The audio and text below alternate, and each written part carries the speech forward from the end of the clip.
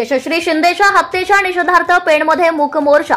काही दिवसांपूर्वी उरण येथील तरुणी यशश्री शिंदे हिची क्रूरतेने हत्या केली गेली। या प्रकाराच्या निषेधार्थ संपूर्ण राज्यभरात निषेध व्यक्त केला जात असतानाच पेणमध्ये देखील सह्याद्री प्रतिष्ठान हिंदुस्थानच्या माध्यमातून मूक मोर्चाची हाक देण्यात आली होती।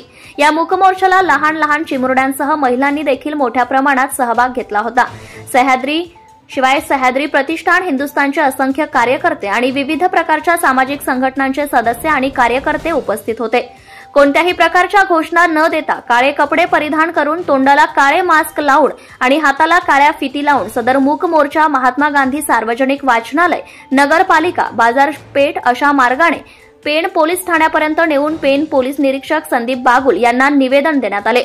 सदर निवेदनाद्वारे कोणतीही महिला हरवली तर 24 तासांच्या आत तिची तक्रार दाखल करून घेण्यात यावी। महिलांसाठी जे कायदे केले आहेत ते कठोरपणे राबवण्यात यावेत। महिलांसाठी खास कमिटी तयार करून त्यांची तक्रार निवारण करण्याचं काम शासन आणि गृह मंत्रालयाने करावे। अशा प्रकारच्या घटनांचा जलद गती न्यायालयामध्ये खटला चालवून तत्काळ फाशीची कारवाई करण्यात यावी। अशा प्रकारच्या मागण्या मूक मोर्चामधून करण्यात आल्या आहेत। याबाबत पोलीस निरीक्षक संदीप बागुल यांनी पेण शहरात कोणत्याही प्रकारची महिलांना समस्या निर्माण झाली किंवा तुम्ही तुमच्या कुटुंबियांना ज्या गोष्टी सांगू शकत नसाल तर घाबरून न जाता आमच्या कानावर घाला, त्यातून आपण योग्य तो मार्ग काढू शकू असे सांगितले। महाराष्ट्र न्यूज लाईव्ह साठी पेण प्रतिनिधी प्रदीप मोकल च्या नेतृत्वाखाली पेणचे सगळे सुजाण आणि संवेदनशील नागरिक एकत्र आलेले आहेत। आम्ही सुजाण आहोत, आम्ही संवेदनशील आहोत, आम्ही महात्मा गांधींच्या अहिंसेच्या तत्वावर विश्वास ठेवणारे आहोत आणि आम्ही डॉक्टर बाबासाहेब आंबेडकरांचं संविधानामध्ये दिलेला अधिकार मागणारे आहोत। आणि म्हणूनच सह्याद्री प्रतिष्ठानच्या नेतृत्वाखाली तोंडाला काळ्या पट्ट्या बांधून एक आवाज न करता, कोणाला दुखापत न करता, कोणाच्या विरोधात घोषणाबाजी न करता, कोणाचंही नुकसान न करता शांततेच्या संविधानाच्या मार्गाने आज पेणचे नागरिक पेणच्या पोलीस स्टेशन समोर उभे आहेत। आणि आमच्यासाठी पेणचे पोलीस स्टेशन म्हणजे सरकारचे प्रतिनिधी आहेत म्हणून आम्ही इथे आलेलो आहोत। पेणचे पोलीस अधिकारी कायदा आणि सुव्यवस्थेच्या यंत्रणेचे प्रतिनिधी आहेत म्हणून आम्ही इथे आलेलो आहोत। पेणचे पोलीस अधिकारी आमच्या महिलांना सुरक्षा देण्यासाठी कर्तव्यावर बांधील आहेत म्हणून आम्ही तुमच्याकडे आलेलो आहोत। आणि जसं समीर म्हात्रे म्हणले की हा मूक मोर्चा आहे त्यामुळे आम्ही घोषणा दिल्या नाही, हा मूक मोर्चा आहे म्हणून आम्ही फक्त बॅनरने व्यक्त झालो। पण आमचं व्यक्त होणं जे आहे ते खूप ताकदीचं आहे, एवढं फक्त आम्हाला पोलीस अधिकाऱ्यांना सांगायचं आहे।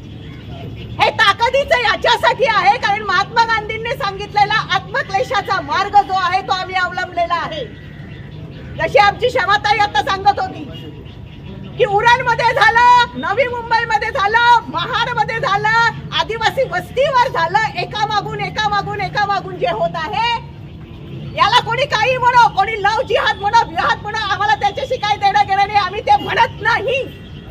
आम्ही म्हणतो आमच्या महिलांना आमच्या देशात, आमच्या राज्यात, आमच्या जिल्ह्यात तुम्ही सुरक्षा देण्यामध्ये अपयशी झालेला आहात, सरकारी यंत्रणा म्हणून तुम्ही अपयशी झालेला आहात आणि म्हणून आम्ही तुमच्या दाराशी आलेलो आहोत। आम्ही तुमच्या दाराशी आलेलो आहोत कारण आम्हाला सुरक्षा हवी आहे। आम्ही तुमच्या दाराशी आलेलो आहोत कारण की रायगडच्या छत्रपती शिवाजी महाराजांच्या कन्या आम्ही आहोत। आम्ही तुमच्या दाराशी आलेलो आहोत कारण की शिवाजी महाराजांनी सगळ्या धर्माच्या, सर्व पंथाच्या महिलांना सन्मानाने वागवलं म्हणून आम्ही तुमच्याकडे आलेलो आहोत। आणि आम्ही तुमच्याकडे आलेलो आहोत ते आम्हाला सुरक्षा द्यावी आणि ऍडव्हान्स रक्षाबंधन करण्यासाठी आम्ही तुमच्याकडे आलेलो आहोत की आम्हाला समाजामध्ये सुरक्षा द्या। केवळ कायद्याने सुरक्षा देऊन महिला सुरक्षित होत नाही तर तिला सुरक्षा देणाऱ्या ज्या शासकीय कमिट्या आहेत त्याला पॉवरफुल करा, त्याला तत्पर करा, त्याला कार्यान्वित करा। महिला बाल कल्याणचा, महिलांच्या सुरक्षतेसाठीचा जो निधी आहे त्या निधीमध्ये सरकारने वाढ करा।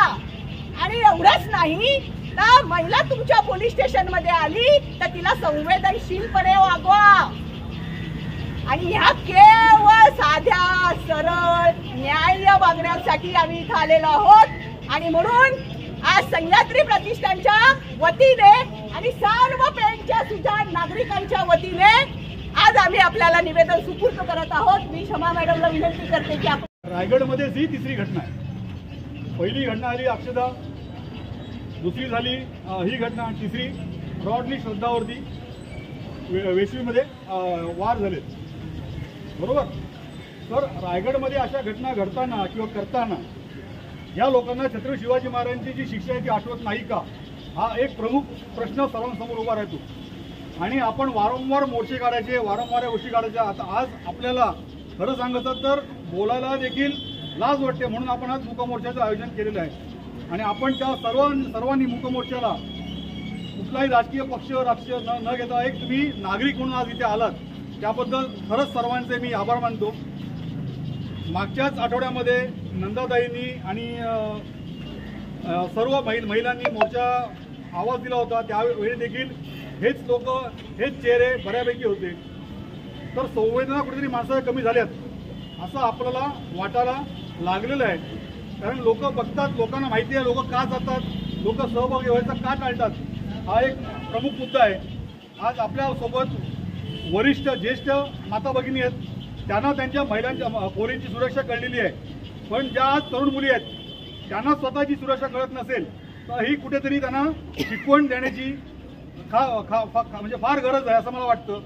आणि साहेब, आम्ही आज मुकमोर्चा काढला, तुम्हाला मी सांगितलंच की का काढला.